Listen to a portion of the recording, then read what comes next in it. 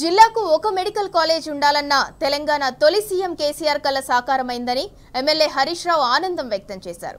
తాజాగా 4 మెడికల్ కాలేజీలకు అనుమతి రావడంతో 34కు చేరిన ప్రభుత్వ మెడికల్ కాలేజీల సంఖ్య చేరిందని ట్వీట్ చేశారు. మెడికల్ కాలేజీల అనుమతులు లభించిన జిల్లాల ప్రజలకు శుభాకాంక్షలు తెలిపారు. దేశంలోనే ప్రతి జిల్లాకు మెడికల్ కాలేజీ కలిగిన ఏకైక రాష్ట్రంగా తెలంగాణ ఏర్పడిందన్నారు.